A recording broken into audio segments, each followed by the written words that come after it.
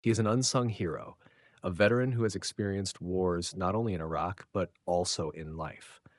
Derrick Owens, 55 years old, lived peacefully in a small neighborhood, loved and respected by the community.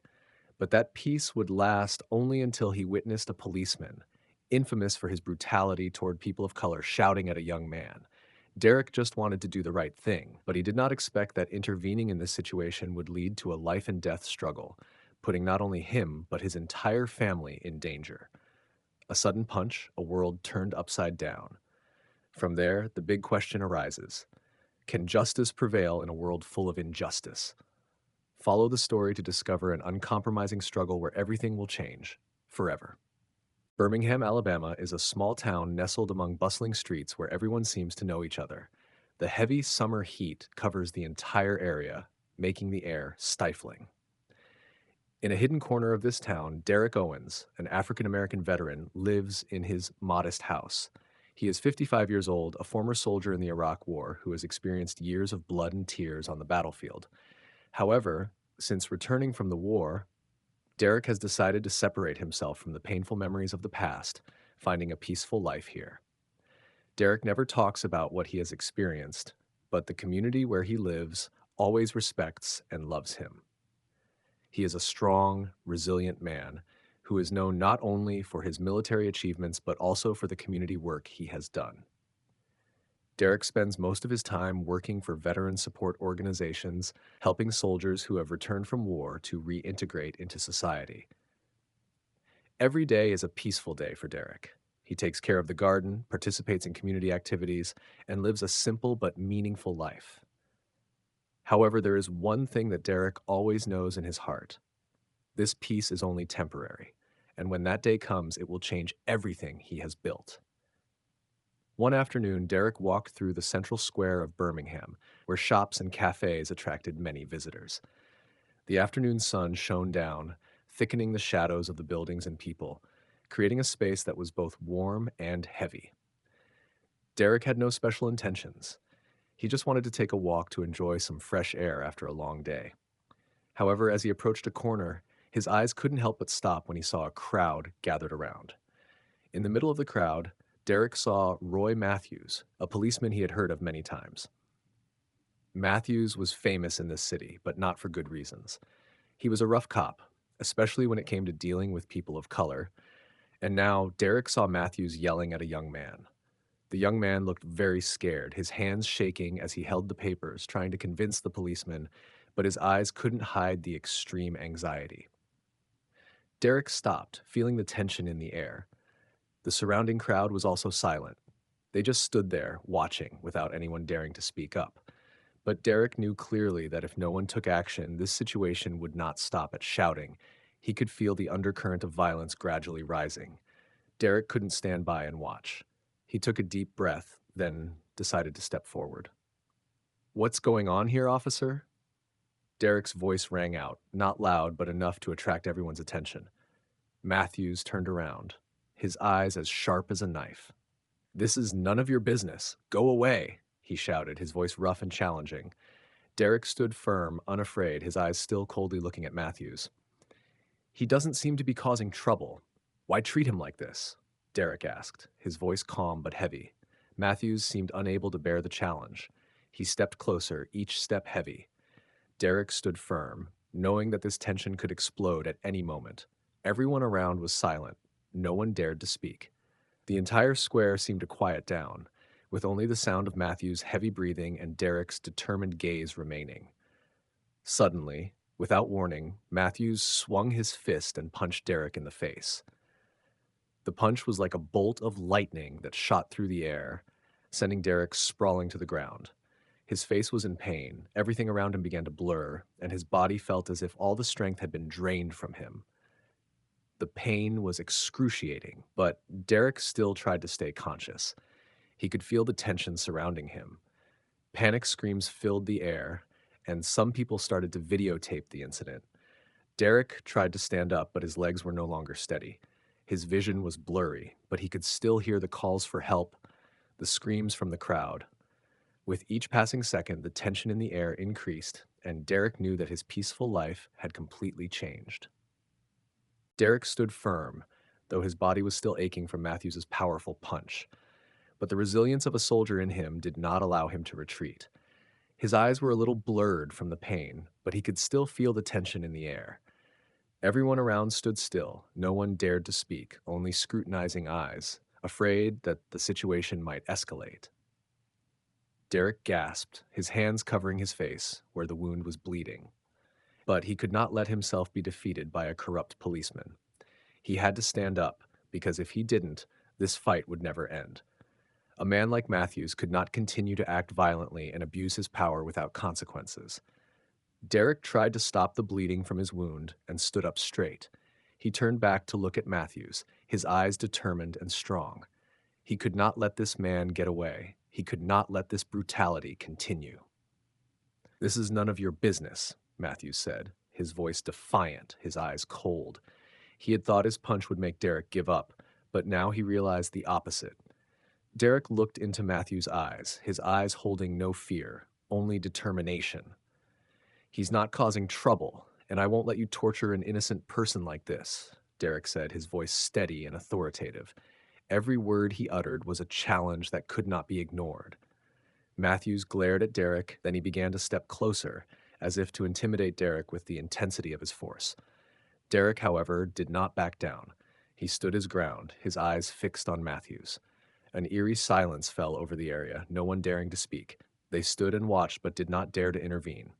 "You have no right to do that," Derrick continued, his voice strong. He no longer cared what Matthews could do to him. The important thing was to stand firm and not give Matthews a chance to act further. But Matthews refused to back down. He was used to using force to control the situation, and now Derrick was a challenge he could not ignore. "Don't think you can beat me," Matthews growled, then took a few steps toward Derrick. The crowd began to murmur, worried, but still, no one dared to object. Unexpectedly, Matthews swung his fist and punched Derrick hard a second time in the face. The punch was fast and powerful, sending Derrick staggering and falling backward to the ground. The pain from the wound spread throughout his body, and everything around him began to blur. Derrick fell but did not let himself stay still. His eyes closed for a few seconds, but in that moment he realized that he had to stand up to continue the fight. At this moment, the screams began to ring out. "Call an ambulance!" A woman in the crowd screamed, panicking, but the crowd remained motionless. Some pulled out their phones to film the incident. Derrick felt pain spreading throughout his body, but anger was also starting to rise within him. He knew that this incident could not be allowed to pass without consequences. He would not continue to hurt others without paying the price. "He did nothing wrong," Derrick said, although in pain, his determination had never been greater. "You have the power, but you do not have the right to hurt innocent people." The people in the crowd began to look at each other. Some began to have a change in attitude. A few eyes showed sympathy for Derrick, and although they did not dare to speak up, a sense of injustice rose within them. Voices of protest in their hearts began to stir. Marcus Owens stood in his downtown Birmingham law office, poring over the files on his desk. He had been working all day, rarely taking a break. As a professional lawyer, Marcus was always busy with lawsuits, but today his work was interrupted by an unexpected phone call. "Marcus, something's wrong." His friend's voice on the phone startled him. "What's going on?" Marcus asked, a feeling of unease starting to creep into his mind. Derrick, he was attacked. A police officer beat him up, and he's in the hospital in critical condition," his friend said, his voice filled with worry. For a split second, Marcus couldn't believe what he had just heard. He dropped everything, stood up, and hurried out of the office. His thoughts were whirling in his head, the feeling of unease rising strongly. Derrick, his father, a man he had always admired for fighting for his country, had been brutally beaten by a police officer. At the hospital, Marcus rushed into the emergency room where his father lay on the bed. Derrick lay there, his face bruised, his body riddled with wounds. His eyes were closed, unconscious, and every time the heart monitor beeped, it was a sound that made Marcus's heart stop. His father, who had fought on the battlefield, now lay motionless on the hospital bed. Marcus stood by his father's bed, looking at Derrick's face, and a fire of anger burned inside him. He couldn't let this brutality go. He couldn't let Matthews or anyone in the police system get away with it. His anger grew, and he vowed that he wouldn't let this go unpunished. "Dad, you don't deserve this," Marcus whispered, his hand tightening on his father's. "I won't let him go. I will not let him or the system get away with it." Marcus knew what he had to do. As a lawyer, he knew that this legal battle was not just for his father, but for all those who had suffered and were still suffering from injustice in society. He decided that not only Matthews, but also those who had protected him would pay the price. The next day, Marcus began investigating the incident. He called witnesses, collected video footage of the incident, and began digging into Matthews' past. It didn't take long for Marcus to discover a horrifying truth. Matthews was no ordinary cop. He had a long history of violence and racism, behavior that the local police system had protected and covered up. Marcus couldn't believe what he had just discovered. The complaints against Matthews had been covered up for years. Reports of his wrongdoing never came to light, and he continued to operate under the protection of the police department. But this time, there was no way to let it all go unnoticed. Marcus stood in his office looking at the documents on his desk and decided that he would not stop until the truth was revealed. He called his legal team, asking for their help in investigating this case. They would have to find out every detail, from the suppressed reports to the testimony of witnesses. It was not just Matthews who was responsible, but the entire police system. Marcus wanted not only justice for his father, but also to create real change in society. He could not let abusers like Matthews continue to act like bullies. He had to stand up and fight for those who had no voice. That night, Marcus could not sleep. Thoughts of justice, of change, of the oppressed swirled in his head. His father was lying there in critical condition, and he would not stop until Matthews paid. He picked up his phone and sent a simple message to his team: "Don't stop. This is just the beginning." Marcus woke up the next morning, his mind still tense from the call last night. Although he couldn't sleep, he didn't allow himself to collapse. His father was in the hospital, and he knew that the only thing that could help Derrick was the truth. He couldn't wait any longer and decided to do a deep investigation into Matthews. This wasn't just a personal matter. It was a larger fight for justice, for fixing a system that had been broken for too long. Marcus called his legal team, asking them to find everything about Matthews. He knew about the rumors and previous allegations of violence against the officer, but he needed proof, hard evidence, to bring it all to light. Throughout the morning, Marcus and his team had been collecting old complaint reports. Several people had reported Matthews for past acts of violence, but the incidents were ignored, swept under the rug. Some were forgotten altogether, while witnesses were intimidated or silenced. Another piece of information, an internal report on Matthews from a retired police officer, was leaked. According to the report, Matthews had repeatedly used unnecessary force, especially against people of color. But these complaints were never taken to higher levels for investigation because the police system had tried to cover them up. People like Matthews didn't act alone. They were protected by people within the department who didn't want their wrongdoings exposed. Marcus couldn't believe what he was reading. He had operated in a system where things were covered up, but now things wouldn't be covered up anymore. Marcus decided that this fight would not stop until those responsible were held accountable. Despite the progress, Marcus knew that this was just the beginning. Evidence needed to be examined, and bringing those who had protected Matthews to justice would not be easy. These people had worked in the system for too long, and they knew how to cover up their mistakes. They would not let this case go unnoticed. So Marcus decided to launch a formal investigation. He would have to collect videos, gather testimony from surviving witnesses, and more importantly, he would have to bring everyone, including those who had worked with Matthews, to justice. A press conference was held later that day. Marcus appeared before a crowd of reporters and interested people. Videos of the attack on Derrick were going viral on social media, and people were starting to get angry. Protests erupted across the city, and Marcus knew that if he didn't act now, the case would be lost in the storm of lawsuits. "We can't stand this abuse of power anymore. Everyone saw what happened to my father, and I won't let this be an isolated incident," Marcus declared. his voice strong but determined. This isn't just about me and my family. This is about all the people who have been and are being oppressed, who can't speak up. We will do everything we can to make sure justice is served. The crowd applauded, cheers filled the air, and Marcus felt a strong sense of support from the community. People around him began to stand up, no longer afraid to witness injustice. This was the moment when things would change. Inside a police building, Matthews was listening to a series of phone calls. News of Derrick's case spread quickly, prompting a police response. He didn't know what to do. He just felt surrounded. He began to feel nervous at the thought of the ongoing investigations. "Don't worry, Roy," a colleague's voice said over the phone. "We'll protect you. This is just a political game. No one's going to hurt you." But Matthews didn't feel reassured.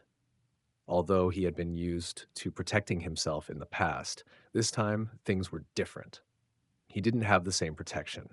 Marcus and his team had dug too deep, and he could feel the collapse coming. The Birmingham police are now under unprecedented pressure. The investigation into Matthews has expanded, and Marcus, along with his legal team, is working tirelessly to gather evidence. Every day, new information about Matthews's brutal behavior comes to light.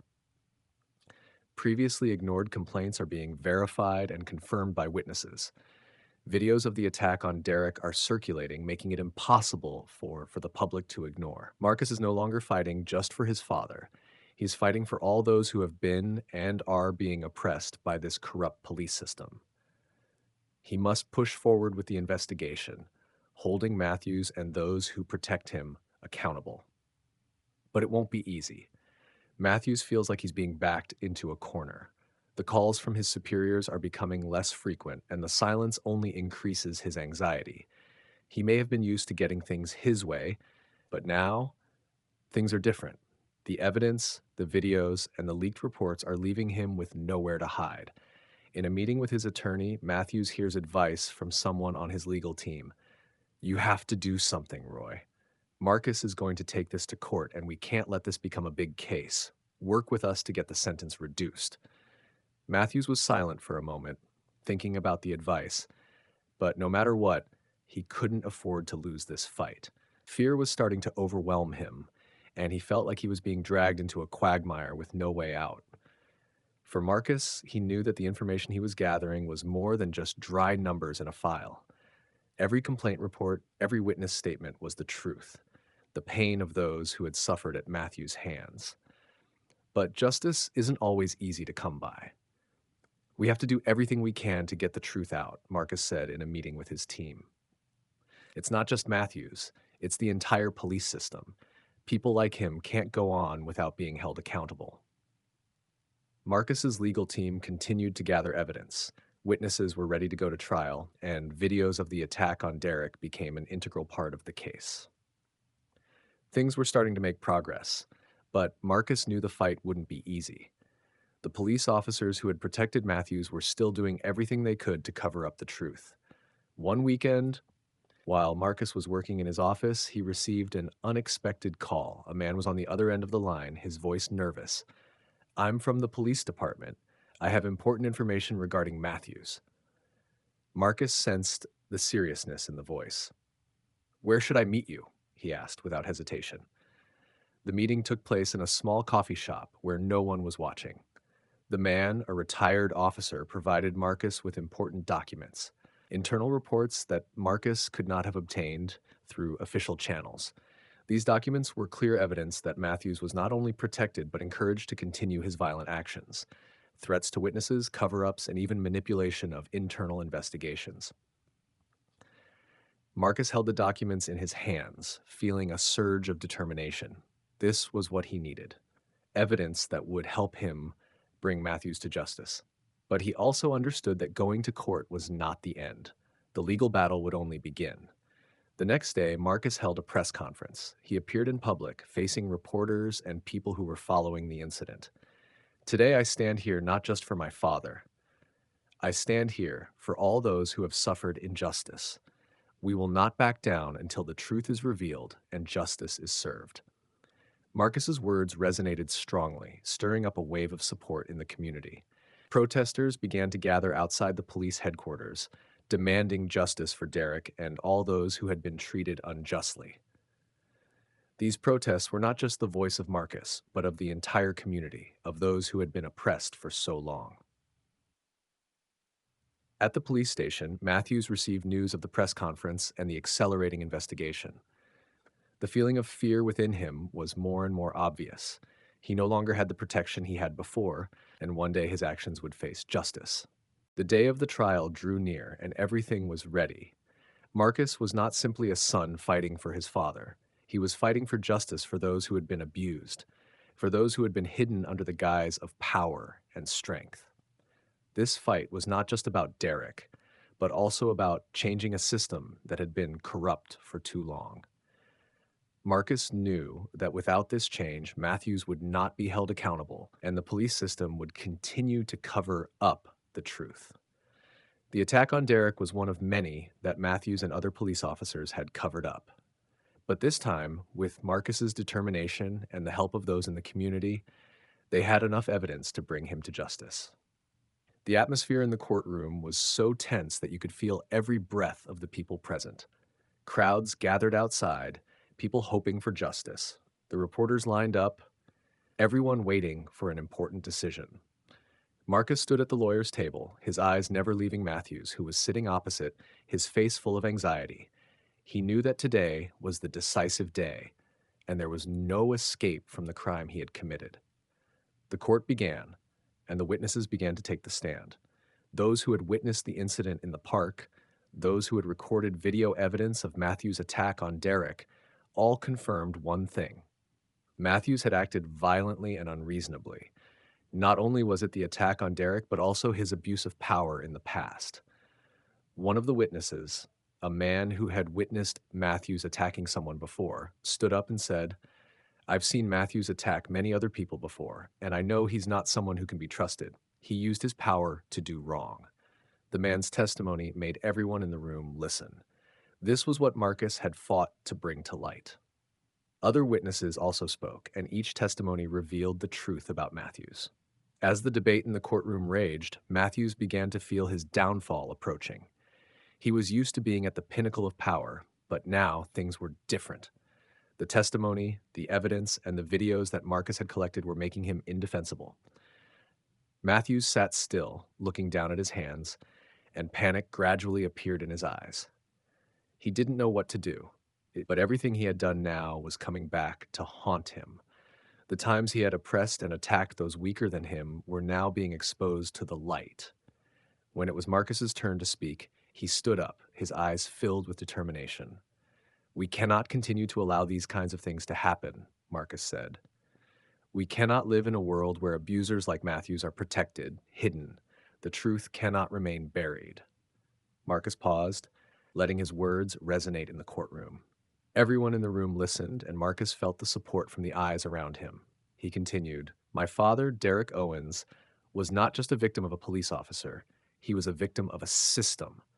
And today that system is being held accountable." Marcus's statement was not just a call for justice for his father, but a call for change for all those who have been and are being abused in society. After hours of intense debate, the court finally delivered its verdict. Matthews was found guilty of assault and abuse of power. The community erupted in joy and excitement. This was not just a victory for Marcus, but a victory for justice, for the fight against those who abuse power. When the courtroom ended, Marcus stood in the room, looking at his father, who was still lying on the hospital bed, but this time, the light in his eyes was no longer dim. His father was still alive, and his sacrifice would not be forgotten. Justice had been served, but the fight did not end here. Marcus knew that there were still many challenges ahead in reforming the police system, but today they had made a big step forward.